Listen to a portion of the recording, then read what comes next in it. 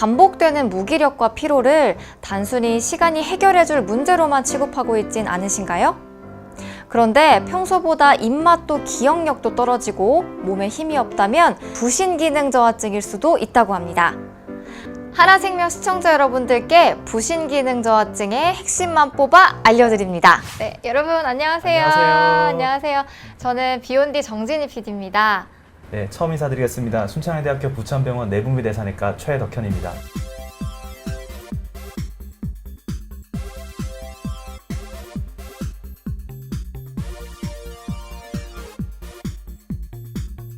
오른쪽에 보시면은 콩팥 있고 이제 네. 콩팥 위에 이렇게 고깔 모양으로 보이시죠, 그죠? 네. 하여튼 이곳이 바로 부신이고요. 한자로 부신은 버금갈 부.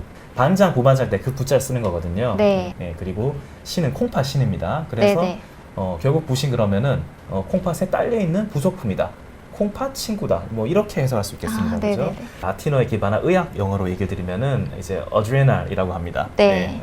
네, 제가 이제 공식적인 자리에서 어드레날 그러는데 네. 그냥 저희 뭐 병원에서는 아드레날 그래요. 네네, 아드레날. 뒤에 레날은 콩팥이란 말이고요. 네. 그리고 앞에 에드는 부가적인 이런 뜻이겠죠, 그죠? 네네. 그래서 결론은 동양이든 서양이든 간에 부신의 정체성은 콩팥이다. 반장 밑에 부반장처럼. 부반장. 네. 그렇죠. 그처럼 콩팥, 신장 옆에 부신. 네. 이런 이제 숙명을 타고난 그런 장기인데요. 네네. 상당히 근데 부신 입장에서는 꽤 억울한 감이 없지 않습니다. 왜냐하면은 하는 일이 정반대예요.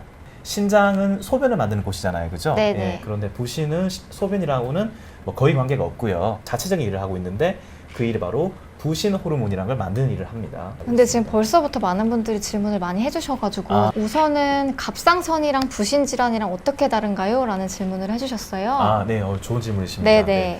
뇌하수체라는 아주 호르몬을 명령을 내리는 곳이 있는데 부신이랑 갑상선은 그 뇌하수체로부터 명령을 받는다는 점에서 서로 친구라 볼 수 있겠죠, 그죠? 네네. 근데 각자 다르고 부신은 부신 호르몬 만들고 네. 그 갑상선은 갑상선 호르몬 만듭니다. 네네. 자, 두 호르몬은 이제 사실 좀 비슷하기도 해요. 부신 네. 호르몬은 기본적으로 힘을 내게 해주고 네. 뭐 심장도 빨리 뛰게 해주고 에너지 같은 역할을 하는데요. 네네. 갑상선 호르몬도 좀 심박도 빠르게 만들어주고 네. 안 나오게 되면은 갑상선 저하증이 되면 살이 찌게도 되고 네. 너무 많이 나오면은 갑상선 항진증이 돼서 살이 네. 빠지기도 하거든요. 네네.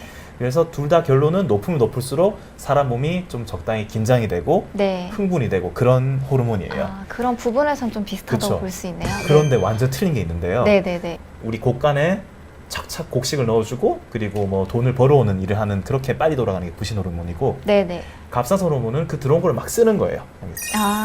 그래서 둘 다 어떻게 보면 활발히 막 돌아가기 때문에 네. 우리 몸의 대사가 빨라진다고 볼 수 있겠지만 네. 실제로는 완전 틀리죠, 하는 일이.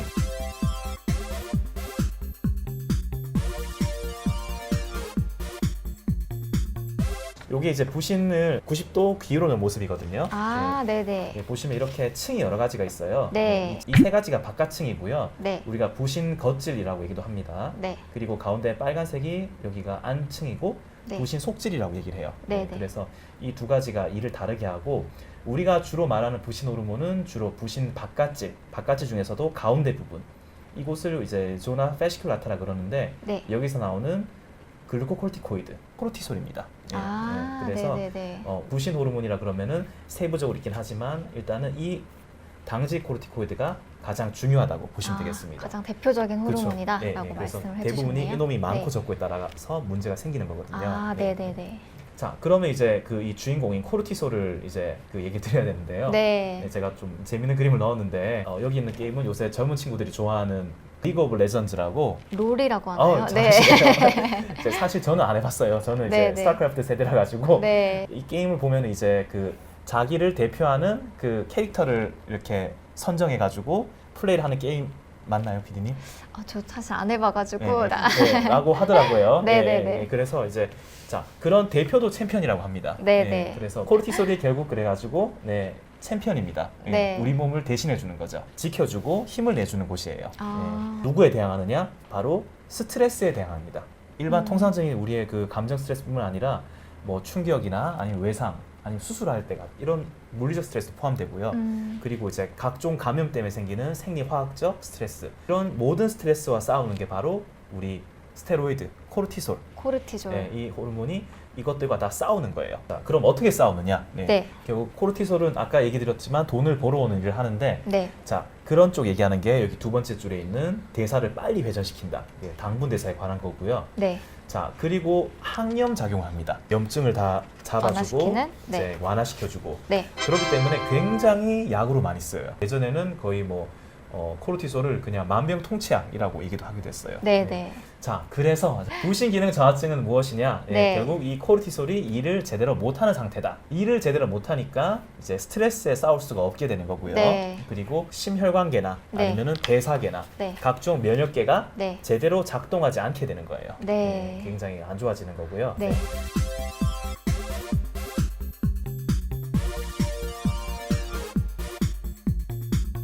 증상이 어떤 게 있느냐? 피로하게 됩니다. 예. 네. 일단은 부신 기능이 이게 너무 없게 되면은, 그러니까 네. 코르티솔 일을 안 하게 되면은 사람이 스트레스가 있을 때 이렇게 대응을 못 하게 돼요. 네. 아까 제가 돈을 벌었단 말 자꾸 드렸는데 돈을 못 벌으니까 이제 기운도 없고 기력도 없기 때문에 그래서 부신 기능 저하증분들 환자분들 말씀 나눠보면은 네. 이렇게 말을 대답을 잘 못 하십니다. 잘.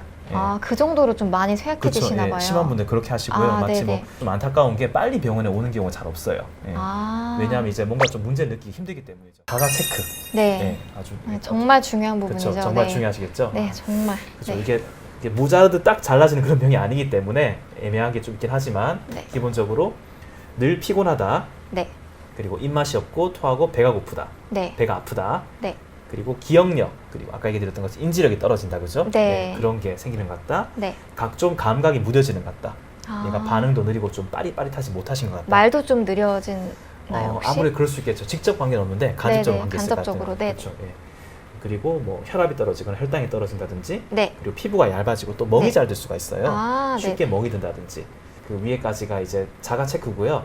이 마지막 이거는 아까 원인 여러 가지 중에서 그 제가 뇌하수체 몇 번 얘기 드렸잖아요. 네네. 그 친구 없는 경우는 이렇게 어둡게 이제 색소가 끼거나 그럴 수가 있어요. 알겠죠? 아. 네, 그래서 이런 분들은 어떻게 보면 위에보다 좀 더 중요한 증상을 할 수 있겠죠. 왜냐하면 좀 네네. 상부 쪽 선천적인 문제이기 때문에 그렇죠. 네네네. 그래서 이런 것도 있을 경우에도 저희 내부미 대사니까를 참여해 주시는 게 좋겠습니다. 아, 네. 네.